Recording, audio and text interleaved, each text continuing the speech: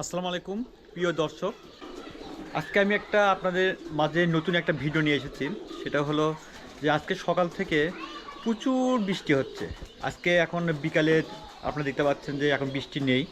তো আমি যদি আপনাদের আকাশের দিকে যদি একটু দেখাই তাহলে তো বুঝতে পারবেন। দেখতে পাচ্ছেন আকাশে একটু একটু মেঘ এখনও আছে, এই জায়গায় আবার কালো মেঘ।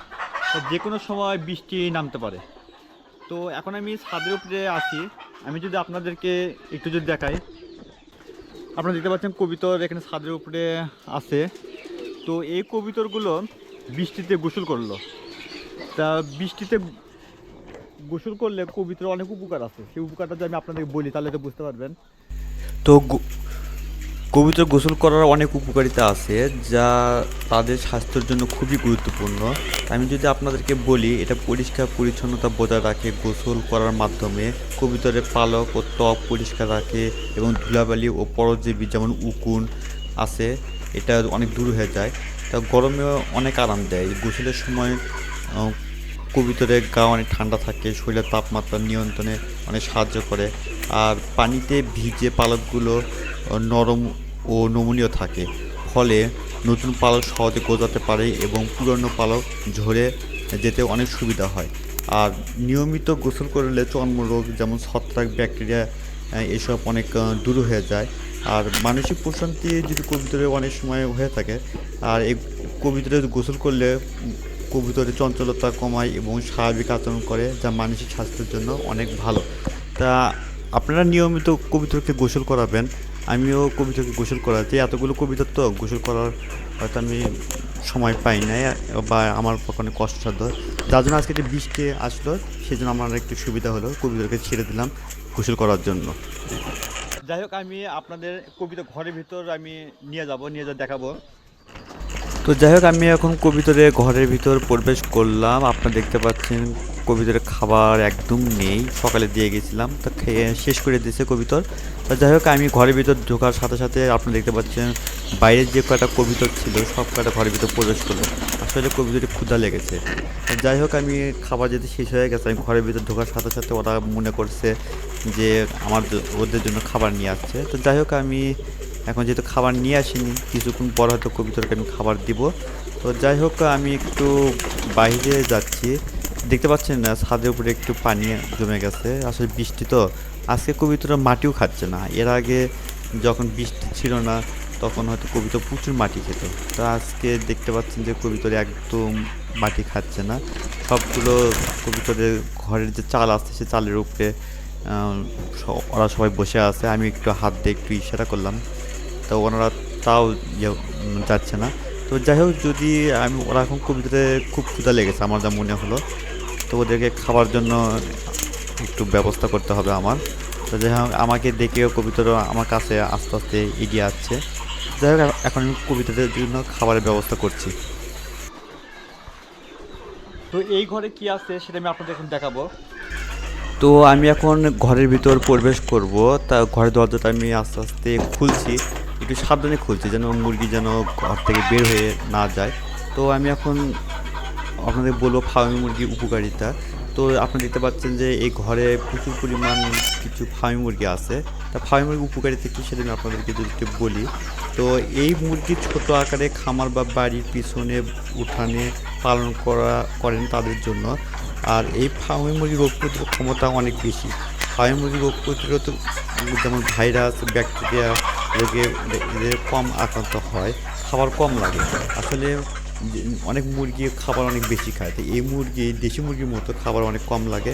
তা এদের এদের যেমন ডিম ও মাংসের মানও ভালো। এই ফার্মি মুরগির ডিম অনেক পুষ্টিকর ও খোসা অনেক শক্ত হয়ে থাকে। এদের মাংস সুস্বাদু ও পুষ্টিকর হয়ে থাকে। এটা তাড়াতাড়ি ডিম দেওয়া শুরু করে। তো অন্যান্য দেশি জাতের তুলনায় এরা খুব দ্রুত ডিম দেওয়া শুরু করে। এদের প্রায় 4 থেকে 5 মাস বয়সে এদের ডিম দেওয়া শুরু করে এই ফার্মি মুরগি। আর তবে এই মুরগি সাধারণত খোলা পরিবেশে অনেক ভালো থাকে। তো এই জাতটি বাংলাদেশের পরিবেশের সঙ্গে ভালোভাবে খাপ খায়, বিশেষ করে খোলা মাঠে এরা আরাম ও আধা খামার পরিবেশে এরা সাধারণত লালন পালন করা যায়। ফার্মি মুরগি এরা খুব চঞ্চল প্রকৃতির হয়ে থাকে। এরা নিজের খাবার নিজে খুঁজে নিতে পারে, ফলে খাদ্য খরচ অনেক কমে যায়। আর আপনি যদি বাণিজ্যিকভাবে এটা যে পালন করতে চান এই ফার্মিংয়ে আপনি পালন করতে পারেন। তো যাই হোক আমি আপনাদের দেখাচ্ছি এগুলি ফার্মি মুরগি। এরা ডিম সাধারণত অনেক দেশি মুরগির মতো খুব পুষ্টিকর। আর এই মুরগিটা খুব বেশি ডিম দেয়, 4-5 মাস বয়স হলে এরা ডিম দেওয়া শুরু করে দেয়। তো এই মুরগিটা আসলে পালন করাটা আপনারা এটা বাণিজ্যিকভাবে পালন করতে পারেন। তবে যারা ক্ষুদ্র খামারিরা আছেন আপনারা এই ফার্মি মুরগিটা প্রথমে শুরু করতে পারবেন। যাই হোক আমি আপনাদের ফার্মি মুরগির অনেক উপকারিতা আছে সেটা আমি আপনাদের বললাম। আমি এখন এই ঘর থেকে বের হয়ে যাব, তাই আমি দরজাটা খুললাম, খোলার পরে আমি এখন বের হয়ে যাচ্ছি। আপনারা দেখতে পাচ্ছেন, তো এখানে দেখতে পাচ্ছেন কিছু অ্যালোভেরা গাছ। তো এই অ্যালোভেরা গাছে অনেক উপকারিতা আছে।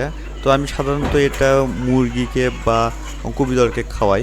তো এখানে গরমের সময় এই অ্যালোভেরাটা খাওয়ালে যেমন আপনার এর আগে আমার কবুতরগুলো দেখলেন, আমি কবুতরকে এই অ্যালোভেরাটা আমি খাওয়াই, কারণ এটা খাওয়ালে কবুতরের রোগ প্রতিরোধ ক্ষমতা অনেকটা কমে যায়। আর হচ্ছে এই অ্যালোভেরাটা কবুতরের জন্য অনেক ক্যালসিয়ামের জন্য খুব উপকারী। আর আপনারা দেখতে পাচ্ছেন যে অ্যালোভেরা গাছে কালো কালো দাগ, এটা কী সেটা আমি আসলে এটা বলতে পারবো না। আপনারা যদি জেনে থাকেন আমার কমেন্টে জানাতে পারেন। তো এই পাশে দেখতে পাচ্ছেন কিছু ডাঙ্গা আমি লাগাইছি, তাই এই ডাঙ্গা দেখতে পাচ্ছেন বৃষ্টিতে ভিজে গেছে। তো ডাঙ্গাগুলো সাধারণত বৃষ্টিতেও খুব অনেক হয়ে গেছে আর কি। এর আগে যখন বৃষ্টি ছিল না ডাঙ্গাগুলো খুব একটা ভালো দেখাচ্ছিল না, তবে আজকে বৃষ্টি আসার পরে ডাঙ্গাগুলো অনেক ভালো লাগছে। এখানে দেখতে পাচ্ছি কিছু আনারসের গাছ, তাই আনারসও কিছু ধরেছি দেখতে পাচ্ছেন একটু বড় হচ্ছে। আর এখানে কিছু চারাও আনারসের চারা হচ্ছে আর কি, এই চারাটা। তো এগুলি চারা আমি লাগাবো। তাই আপনারা দেখতে পাচ্ছেন কিছু বেদানা গাছও আপনারা দেখতে পেলেন। তো এই বেদানা কিছুদিন পরে ধরবে, ফুলও আসা শুরু হয়েছে। তো বৃষ্টিতে গাছগুলো কেমন জানি খুব ভালো লাগছে আর কি এই গাছগুলো দেখে। তো আপনারা দেখতে পাচ্ছেন কবুতর খাওয়ার জন্য ওরা চালের উপরে বসে আছে, আর কবুতর আমার জন্য অপেক্ষা করছে আর কি। তো আপনারা আকাশের দিকে দেখলেন যে অনেক মেঘও হয়েছে, তো যে কোনো সময় বৃষ্টি আবার নামতে পারে। তো সামনে দেখতে পাচ্ছেন একটি পেঁপে গাছ। তো এই পেঁপে গাছ পুরুষ না মহিলা যেটা আসলে বোঝা যাচ্ছে না, তবে যাই হোক আমি ফুল দেখে মনে হলো এটা পুরুষ পেঁপে গাছ। তো মনে হয় পুরুষ পেঁপে গাছ আপনারা দেখতে পাচ্ছেন। তো যাই হোক আমি সঠিক এটা বলতে পারছি না, তবে আপনারা কমেন্টে জানাতে পারেন আমার। তো যাই হোক আমি আরেকটা পেঁপের গাছ যদি আমি আপনাদের দেখাই তাহলে হয়তো বুঝতে পারবে। এটা মনে হয় পুরুষ পেঁপের গাছও হতে পারে সম্ভবত। তো যাই হোক এখন এ পাশে দেখতে পাচ্ছি একটা মরিচের গাছও আপনারা দেখতে পেলেন। তো আসলে বৃষ্টিতে আসলে গাছ অনেক সুন্দর দেখাচ্ছে।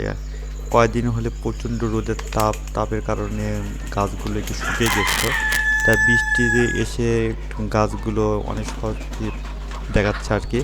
তো দেখতে পাচ্ছেন যে কবুতর ওরা খাওয়ার জন্য অপেক্ষা করছে যে আমি কখন খাবার দিব। তো যাই হোক আমি এখন ওদেরকে খাবার দেব। তো তার আগে আমি কবুতরগুলো একটু আমি আপনাদের দেখাচ্ছি, কারণ কবুতর কিন্তু ভয়ও পাচ্ছে না। আমি ওদের সামনে যে ক্যামেরা যে নিয়ে যাচ্ছি কবুতর কিন্তু ভয় পাচ্ছে না, ওরা আস্তে আস্তে আমার দিকে এগিয়ে আসছে, কারণ ওরা প্রচণ্ড ক্ষুধার্ত। কারণ সকালে খাবার দিচ্ছি, বিকেলে খাবার এখন পর্যন্ত দেয়নি, বৃষ্টি এসেছিলো যার জন্য একটু সময়ও পাইনি, এই জন্য কবিতার খাবার দেওয়া হয়নি। তো ওরা আমার দিকে খালি তাকিয়ে আছে যে কখন খাবার দিবে। তো যাই হোক এখন খাবার দেবো। তো আপনারা তার আগে কবিতাগুলো দেখতে পাচ্ছেন চালের উপরে অনেক সুন্দর করে বসে আছে ওরা। তো আমি যদি আরেকটু সামনে গিয়ে যদি দেখাই, এখানে একটা লেবু গাছ দেখতে পারি। লেবু গাছটা মারা গেছে, কিছুদিন আগে মারা গেল, তো খুব খারাপ লাগছে লেবু গাছের জন্য। তো যাই হোক আমি এই পাশে ঘরে কি আছে সেটা আমি আপনাদের দেখাবো। দেখতে পাচ্ছেন যে কয়েকটা হাঁস দেখতে পাচ্ছেন, হাঁসের বাচ্চা। তো এই হাঁসের বাচ্চাগুলো কয়েকদিন আগে বের হয়েছে, বয়স প্রায় 25 দিন হবে এরকম আর কি। তো দেখতে পাচ্ছেন আমাকে দেখে একটু ছোটাছুটি শুরু করেছে। এখানে মুরগিও দেখতে পাচ্ছেন, মুরগি বাচ্চা ফুটেছে আর কি। তো যাই হোক এখন আমি একটু বাইরে যাব আর কি। আপনাদের দেখালাম যে ছাদের উপরে আমি এগুলি লালন পালন করে থাকি এইসব। তো যাই হোক আমি এখন বাইরে চলে আসলাম। তা বাইরে আসার পরে সব কিছু ঘুরে ঘুরে দেখাচ্ছি। তো বন্ধুরা, আজকে এই পর্যন্তই। ভিডিওটি ভালো লাগলে লাইক, কমেন্ট ও শেয়ার করতে পারেন। আপনি যদি আমার চ্যানেলে নতুন হয়ে থাকেন, অবশ্যই আমার চ্যানেলটা একটু সাবস্ক্রাইব করবেন। ধন্যবাদ সবাইকে। ততক্ষণ ভালো থাকবেন। আসসালামু আলাইকুম।